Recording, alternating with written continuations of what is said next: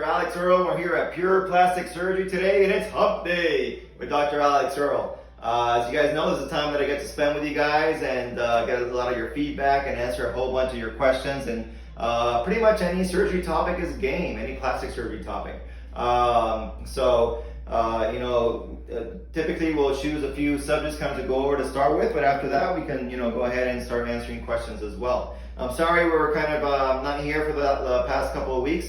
I've been kind of out of town, but we're back. We're back, baby. So here we are with Hump Day. And this is a pretty exciting week for a couple things. Well, first of all, we got a little visitor here with us today. You may have noticed the child here sitting on my shoulder. But no, I'm super excited about The Mandalorian. That's going to be starting back up this Friday. It's a great show. Me and the kids love it. So we're really excited about that. The other thing we're really excited about is Halloween. We love Halloween here at Pure. And so as you all know, Halloween will be here the Saturday, but we're going to all dress up here on Friday. And hope you have a good time with that at Pure Plastic Surgery. So stay tuned for some cool kind of footage on that day. All right, so I was thinking we're going to kind of kick things off with something that's been coming up quite a bit lately. I have had a lot of patients ask me, or potential patients ask me, about the internal bra and whether I do that and what is it. Okay, so I just kind of wanted to clarify that a little bit because it's a little bit of an interesting concept and it's not that easy to grasp. I wanted to go over that. So first of all, what is the internal bra? So the internal bra, I mean, the name is just kind of a marketing type of name, but with the internal bra, it's not really a bra at all, but what it is, it's a mesh that you place inside the implant pocket, okay? And you put that mesh typically as a sling in the lower and also lateral aspects of the pocket to create some additional support to that area, okay? And that mesh is typically, it can be a synthetic mesh or a biologic mesh, okay? Most plastic surgeons will use a biologic mesh or one where the body kind of grows into it, okay? One of the most common ones out there is called Gala Flex. And then there's another one that's also created basically from the dermis of pig skin, where all the cells have been removed, and then you're just left with that matrix there. Okay, and so you do have a couple different types of meshes. The issue with all these meshes is that they are pretty expensive. Okay, and I'm not talking about what the plastic surgeons charging. I'm talking about like the actual cost of the mesh coming from the factory. They're pretty expensive to produce, and therefore it is a significant additional expense for the procedure. Okay. It also, of course, adds more time to the procedure, so it just makes everything overall a little bit more expensive. That's why I typically don't do it for like a primary case. So if this is the first time you're getting an implant, whether it's a breast augmentation or a breast lift with implant, it's not something that I typically kind of recommend off the bat. It's more for like, kind of either reconstructive or revision type cases where you've had an implant before, you've had an issue such as bottoming out or thinning of the skin or the tissues, especially in the lower pole of the breast, and therefore you need that additional support. There, at that point in time, then it becomes a viable option, and then the kind of the expense versus the benefit, becomes it becomes more worth it basically. So it's not something that we do right off the bat, okay? But if you kind of have your breast here and you have that implant pocket, so you have the breast tissue and then you have your muscle, okay? And then the pocket's typically behind that muscle. The mesh kind of goes along here, okay? Along the bottom of the pocket and to the lateral aspect of the pocket, and it does provide that extra support, okay? And it prevents the skin there from continuing to stretch out, or if you had a bottoming out type situation, you can then recreate the inframammary fold with the use of the mesh, and that'll kind of keep it in place. Someone may ask, why not just use like stitches or sutures to recreate that fold? And you can try it, but a lot of the times they don't really hold, and the stitches that you use, basically they tend to basically tear, and then you just end up in the same situation again. One of the key things with the mesh is that you really kind of want to anchor it. So a lot of times you got to put stitches through the basically through the outer layer of the ribs, okay, the costochondrium is what it's called technically, but you want to put a stitch right through there. And sometimes in some patients, unfortunately, that can lead to some kind of pain issues, especially initially, which for the most part goes away, but there are a certain very small subset of patients where they have some kind of chronic kind of rib pain type issues from anchoring of the mesh.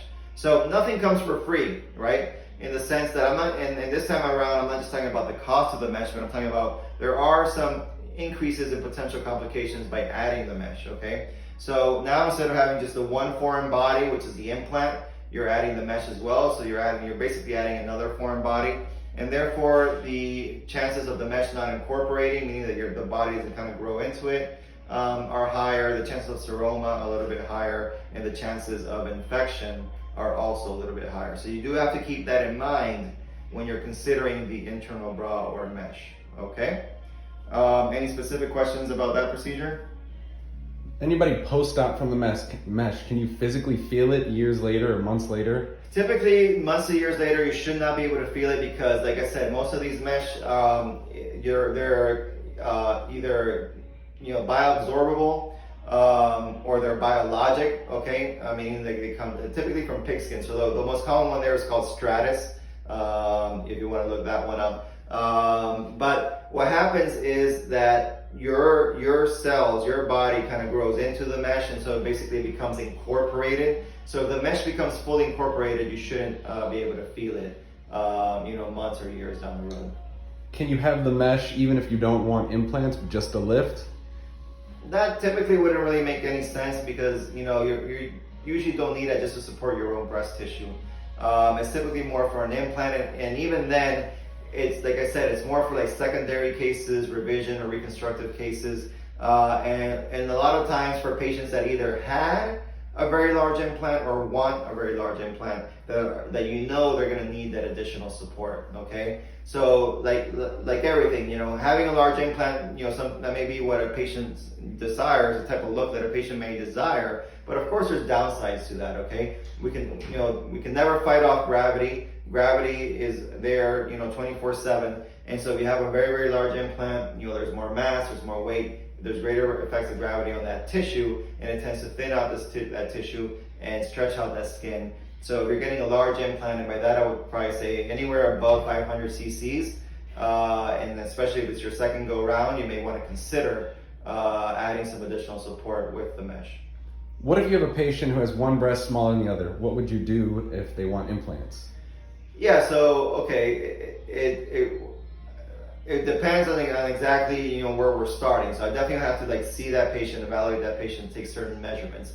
Now, if one breast is smaller than the other, but they're both relatively large, then you can do a breast reduction and then just reduce one breast more than the other and balance them out. Okay. Now, if you're starting with one breast smaller than the other, the small breast is actually on the smaller side, meaning that it doesn't need a lift or a reduction, then you can add an implant to that side. You can add an implant that say it's bigger than the other side and try to balance them out that way. So a lot of times you add a large implant on the small side, you add a small implant with a lift on the larger breast side, and then that way you can try to balance things out. So what I do tell the patients though that have a large asymmetry is that of course their breasts are not symmetrical to start with. I would consider them, I would typically say distant cousins, and we can get them to be closer sisters, but they will never be identical twins, okay? That's just something that you have to kind of internalize, okay? If you're starting off with very asymmetric breasts, they're never gonna be exactly the same, but we can get them a lot closer, especially where it fits a lot easier in clothes. I think one of the things when you have a very large asymmetry, that it's very difficult to buy clothes, it's very difficult to buy bras. You don't know if you're measuring for the big one, the small one, where you have to stuff one side or the other, and I understand that. So that's why a lot of these patients, even though their breasts don't end up being completely identical, they end up being very, very happy because their life is just a lot easier. They can buy a swimsuit top, a bra, and clothing much easier after the procedure. What if you work out and lose weight? Will the mesh hold up? It should, unless, especially if you're just working out and losing what I would call a reasonable amount of weight.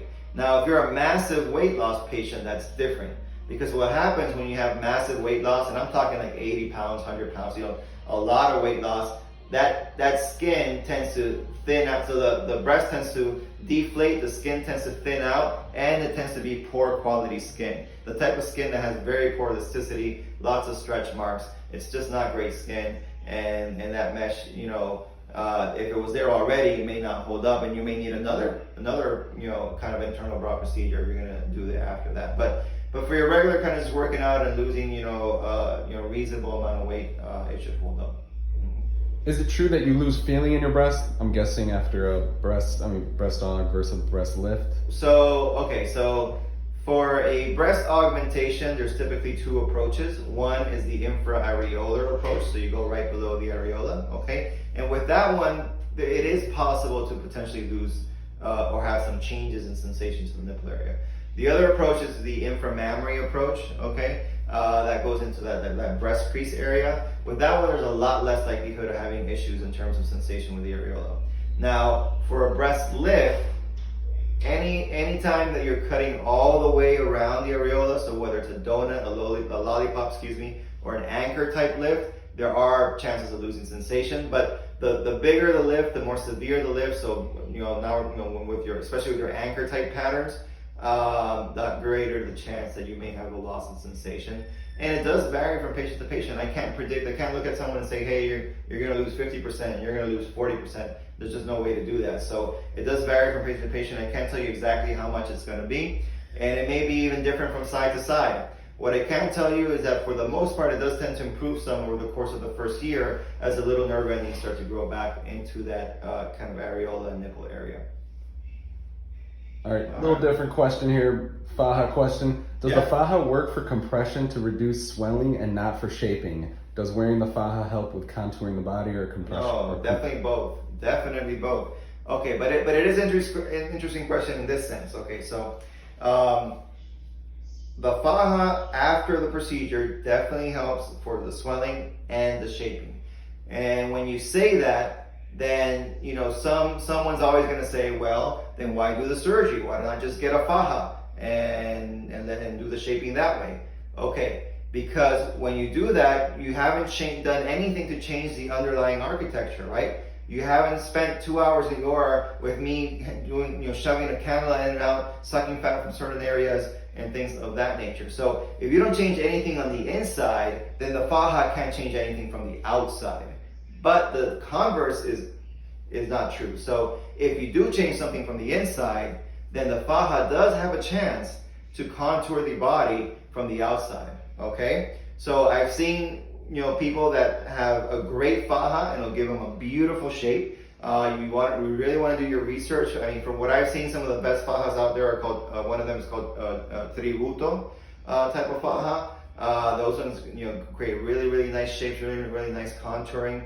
And if you get the wrong faja, and it's like putting pressure in the wrong areas, putting creases in the wrong areas, that could definitely cause, permanent damage as well. So you have to be very, very careful with the faja. You want to make sure that it fits correctly, that it's giving you the compression in the right places. So for example, if you had a BBL, you want it to compress the waist and make the waist, as small as possible, but you don't want it to be compressing the hips and the buttock. You don't want it to have those creases sometimes along the lower buttock that can actually, or an opening that can actually create a chicken butt type situation, okay? So you do have to be careful. If you wear the right faja, it's definitely going to help shape you, okay? And massages help shape you as well after a procedure.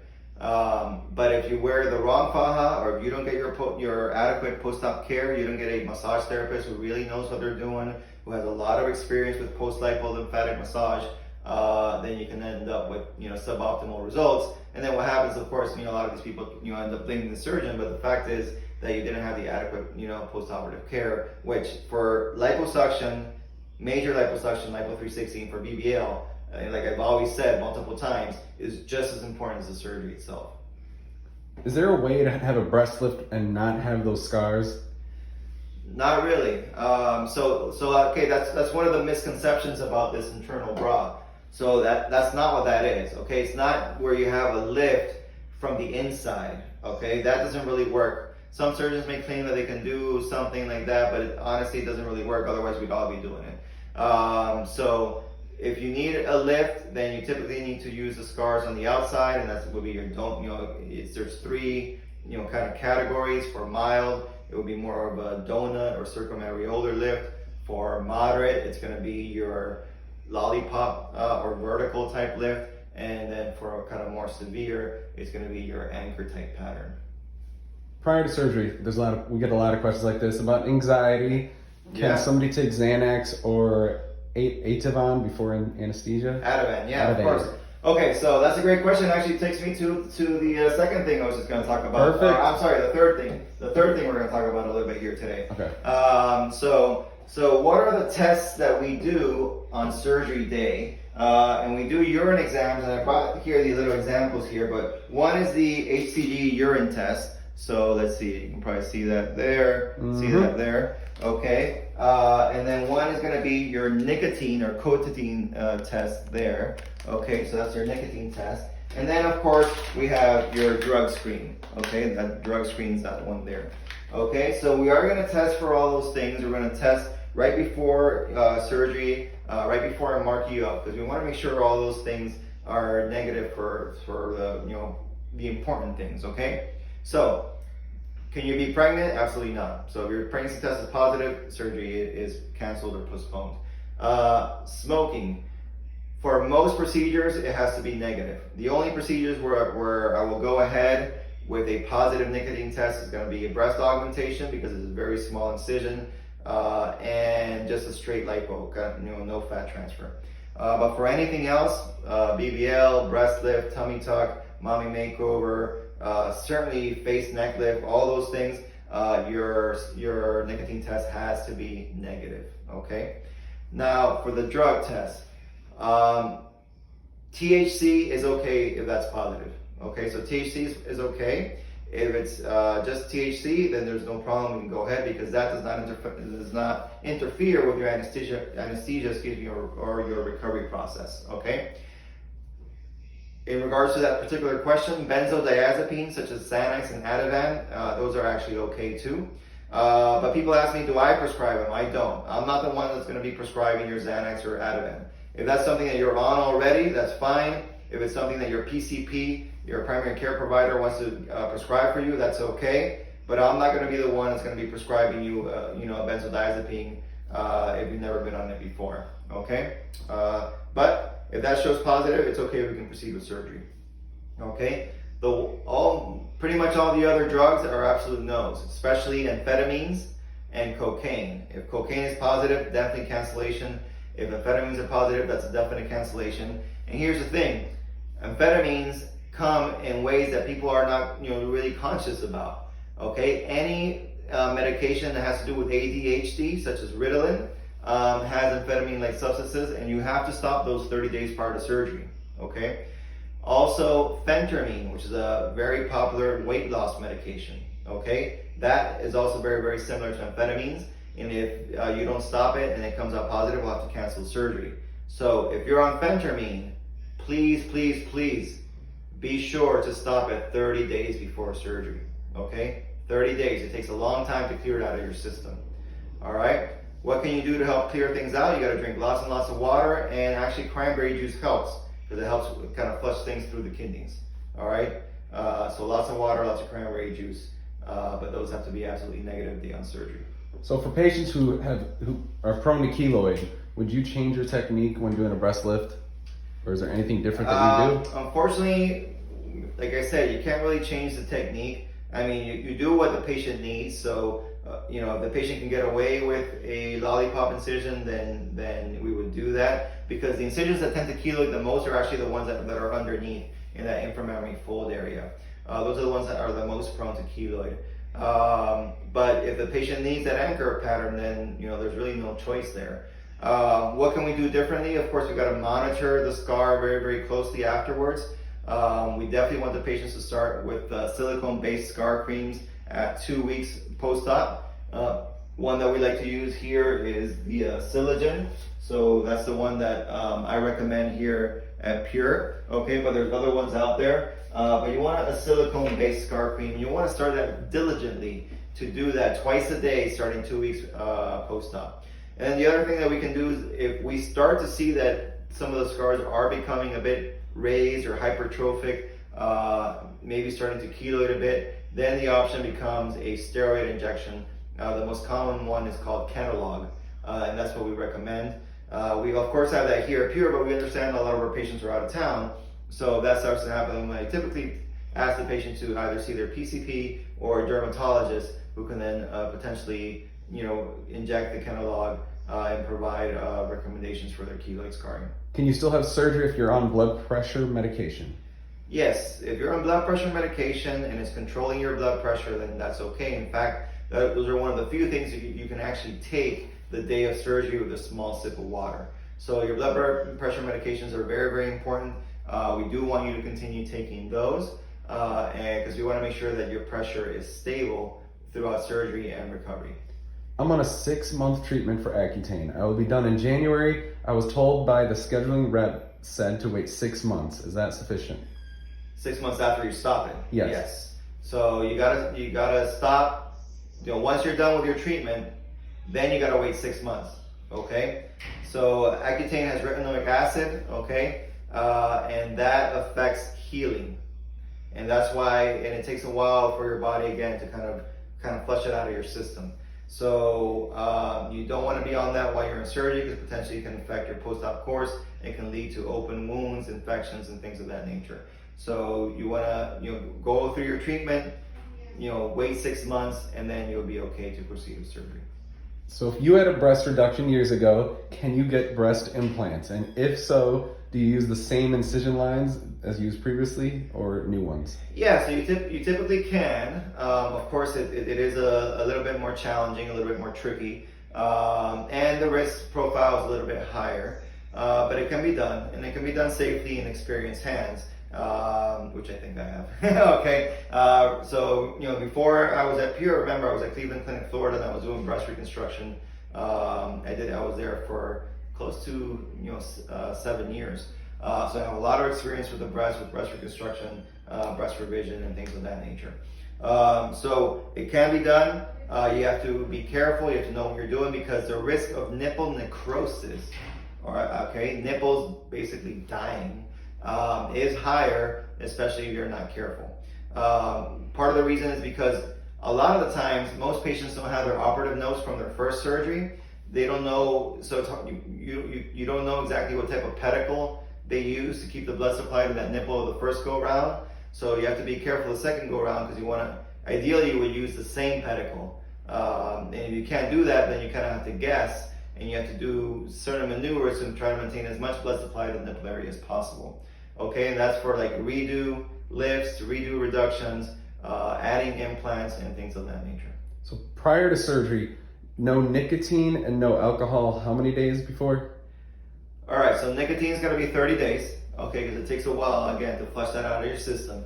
Alcohol, a week is enough. It doesn't take that long to flush it out of your system. A week would certainly be plenty. But the nicotine is definitely something you got to think about at least 30 days beforehand. But THC is completely okay. Now, here's the thing. THC in and of itself is completely okay. Mm-hmm. What happens is that sometimes the way that people take it, whether with the rolls or whatnot, sometimes it gets laced with nicotine. So you may be ingesting or smoking or whatever nicotine, and you don't even know it. And then you come here and your THC is positive, but your nicotine test is also positive, and then that's a problem. Okay, so you got to be very, very careful. Same thing with vaping. Vaping has nicotine for the most part, so that's not going to work. There are some vapes out there that say they have minimal to no nicotine. Unfortunately, I've seen a couple where the little bottle says like 0 nicotine, and it still has some minor amount of nicotine. I've had to unfortunately cancel those patients, so you got to be careful. Lastly, hookah. So a lot of patients don't think that hookah has nicotine, and a lot of times it does. Mm-hmm. Okay, so you don't want to do the hookah either, because that again may cause a test to be positive and a cancellation. So for out-of-town patients, how do you conduct follow-ups? Yeah, so that's a great question. So as most of our patients are from out of town, it's really, really great. We get patients from like all over the states, different countries, including Europe. We've had patients from the Netherlands and the UK, and as far away as Hawaii. So it's really, really exciting, and it's really cool to see. But the question is, what happens afterwards? So as patients come in at least a day before surgery so we can do their pre-op, then their surgery day, and then you're going to have your first post-op visit, which is going to be virtual now with COVID. That's a change that happened after COVID. Before, everything was in person, but now with COVID, we do that first post-op visit as a virtual consultation to try to decrease the flow of people coming through the clinic. And actually, we've done really, really great so far with our COVID protocols. We've been, very lucky as well, but we haven't had any incidents of that at all throughout the clinic since this whole thing started. So we're really, really proud of our protocols that basically we created and then a lot of people emulated. Then the next visit is going to be your post-op day 4 or 5 follow-up visit, okay? And that we're going to do here in the clinic in person, okay? And then typically, if everything's looking good, you're able to go home. You definitely should not be flying home before post-op day 5, okay? That's actually a contraindication, and if you do, you will be essentially leaving AMA, against medical advice, okay? What happens after that, if everything's going well and there are no issues, then we're gonna have another virtual follow-up at 6 weeks, okay?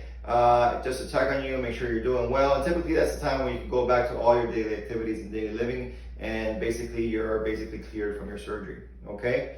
Of course, however, if there's any issues or problems or anything between the time you go home and the 6 weeks, then you reach out to us, typically through our HIPAA compliant messaging system, which is called Clara, okay? That's the best way to reach out to us because it is HIPAA compliant. Through there you can send messages, you can send text, you can send photos, you can send videos, anything that you need to show us. And then our lovely ladies here, they'll read the message, and if it's something that they can answer, they'll do so right away. If it's something that requires my input or my attention, then they'll forward that to me, and I'll let them know what to say, or I'll get back to you personally.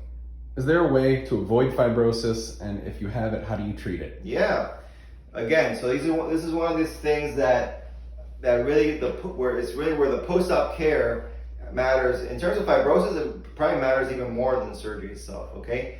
The way to prevent fibrosis is by having your adequate compression and adequate massage, okay? And I'm not talking about going to Massage Envy. That's not going to do anything for you. You have to go to a well-experienced post-lipo lymphatic massage therapist. Someone like Correito, like the Correito that we have here at Pure, who's awesome. She's got a lot of experience and she knows how to deal with these things, because they can, first of all, prevent fibrosis from happening in the first place. Second of all, they can identify it early if they see that it's starting to happen and start to employ other modalities that can help it from getting any worse and kind of reverse it and make it go away. So, because typically if you're starting to develop fibrosis, then you got to go into other things such as ultrasound therapy, wood therapy, okay, cavitation, carboxytherapy. There's other modalities that can be used to start to treat that fibrosis from preventing it to either getting worse or becoming permanent.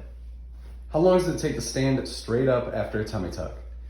For most patients, I would say about a week, somewhere between 7 to 10 days before they're really standing straight. So yeah, at the beginning, you got to know that you're going to be walking kind of hunched over, and that you're going to want to sleep in either a recliner or with a couple of pillows behind your back, a pillow or two underneath your knees. Okay, so you got to have to plan ahead for that. That's why the initial massages after a tummy tuck or a Maya makeover are more actually for the lower back, which I know does seem a little bit strange. People are asking, well, why there? You didn't do anything to my back. But the fact is that because you're kind of like this all the time, you start to develop some spasms and pain in the lower back, and the massage really, really helps to relieve that. So the initial massages after a tummy tuck or a mommy makeover are going to be mostly to the flanks and the waist where we did the liposuction, and to the lower back to relieve some of that kind of tension in the muscles there. And then you don't really want to be doing a lot of massage to the kind of anterior area, to the front, until about 2 weeks post-op. And then you can start doing some massage to that area. Thank you so much for answering the questions. I have a question I'm not sure you can answer, but let's try it. All right. How much fat do you need for a bootylicious result? All right, so I mean, yeah, I can't give like a specifics because we've been able to achieve bootylicious results in patients with BMIs of 22 and patients in BMI of 32, and of course they have wide ranging amounts of fat. And the other thing is that of course what's bootylicious to one person may not be the same to another, so it's a very very kind of subjective type question. But let me just kind of say this for a BBL, I found in my experience. Probably the what I've seen in terms of BMI, probably the most ideal BMI for a BBL is somewhere between 24 and 28. Yeah, that's probably what I would say, somewhere between 24 and 28. If it's less than 24, typically I don't do a BBL for BMI of like 22 or say less than 21. Probably wouldn't do it for less than 21 or 22. So if it's less than 24, there's usually not a lot of fat. So if you're looking for just like a skinny BBL and just like a modest change, which some patients are doing, then that works out great. But if you're looking for a big change, you're probably going to need 2 rounds. And then for the higher BMIs above 28, so between 28 and 33.5, which is the max, typically there's more than 4 liters. And as all of you guys know, the max amount of fat that we're able to remove here in the state of Florida is 4 liters, so I can't do more than that. So for those patients, they typically need more than 1 round in order to remove, all the fat that they want to remove from specific areas. So again, so I would say probably the most ideal BMI is somewhere between 24 to 28. But then again, BMI is a very kind of a crude number. Someone can have a BMI of 26 and look completely different than someone else with a BMI of 26. So of course that's where doing an actual evaluation is very very important. So I need to have all your information, I need to have your photos, I need to look at everything so I can give you my best recommendations. We've had some great questions today. I know you have to go soon, but quick about drains. Do you always recommend drains with your BBLs, and can your patients say they don't want to use a drain? Yeah, so for the BBL, I do like to use them. I think overall it helps the patients kind of manage the drainage a little bit better. So I do find them useful, and that's why I use them for most of my BBLs, but it's not absolutely necessary. So if someone is completely against the drain, then that's okay. We don't necessarily have to use it. We can just leave the little lipo holes. We can leave those open and you can drain through there. Now that's different than say a tummy tuck. Okay, for a tummy tuck I definitely use drains, and they're definitely mandatory for that procedure. Okay, I don't do drainless tummy tucks. All right, one more question. Anything for stretch marks? Oof, stretch marks are tough. The best thing to do is to try to prevent them, and by that you need to have basically moist, like you have to use really good moisturizers for your skin. That's basically like daily care. You gotta avoid nicotine, you gotta avoid sun. Okay, so UV light from the sun and nicotine decreases the quality of the skin, and it definitely makes it basically decreases the amount of skin elasticity and increases the chances of when that stretches, that it kind of creates these little tears, which are basically your stretch marks. Of course, gaining weight rapidly will create your stretch marks, so you don't want to do that.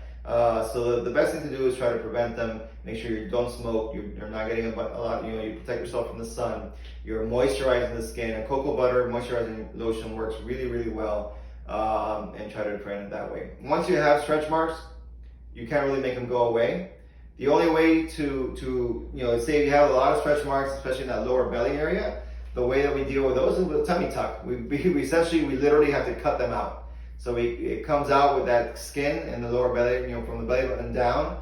That's typically where most stretch marks are. And so that's also the portion of the skin that's removed with the tummy tuck. So we literally cut out your stretch marks at that point in time, because there is no other solution for that once they've formed. All right, thank you so much, Doc. I know you have to go back to work. Okay, everybody. Well, this has been good. I missed you guys. I missed you guys the last couple of weeks. I hope you missed us here at Pure. I'm very happy to have been able to answer a bunch of your questions. Like I said, we're super excited. Yeah, we're super excited for the Mandalorian on Friday and Halloween on Saturday. I hope you guys are too. And I'm looking forward to seeing you next Wednesday on Hump Day with Dr. Earle. Take care, everybody.